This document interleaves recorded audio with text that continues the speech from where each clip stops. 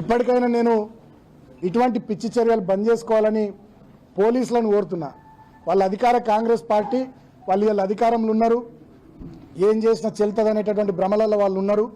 వాళ్ళ చేతిలో మీరు పావులుగా మారి పోలీసులు మరి మీ స్థాయిని దిగజార్చుకొని పోలీస్ వ్యవస్థను భ్రష్టు పట్టిస్తూ పోలీసులు అంటే ప్రజలు అసహించుకునే కాడికి తీసుకొస్తున్నారు.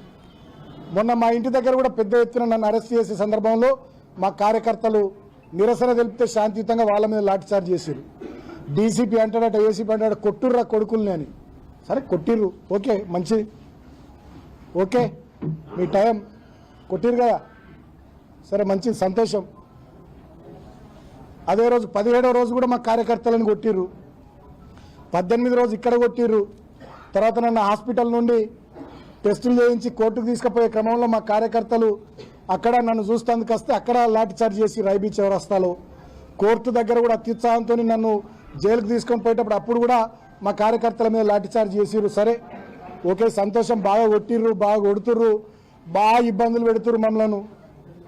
సరే, I love you Vivek, I love you, I love you Vivek, చాలా ఇబ్బంది పెడుతున్నావు, సంతోషం, ఓకే, నో ప్రాబ్లం.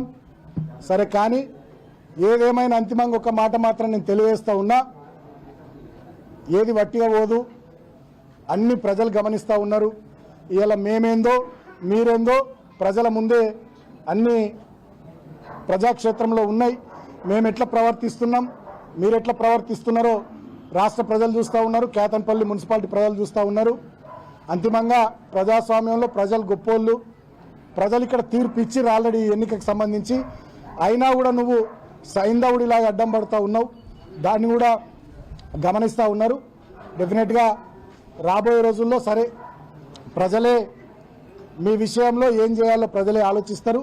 నేను మాత్రం అంతిమంగా జిల్లా అధికారులను కోరుతా ఉన్నా, రాష్ట్ర ఎన్నికల కమిషన్ కోరుతా ఉన్నా, పారదర్శకంగా కేతన్పల్లి మున్సిపాలిటీ ఎన్నిక జరిగేటట్టుగా రాష్ట్ర ఎన్నికల కమిషన్ చొరవ తీసుకోవాల్సిందిగా నేను కోరుతా ఉన్నా.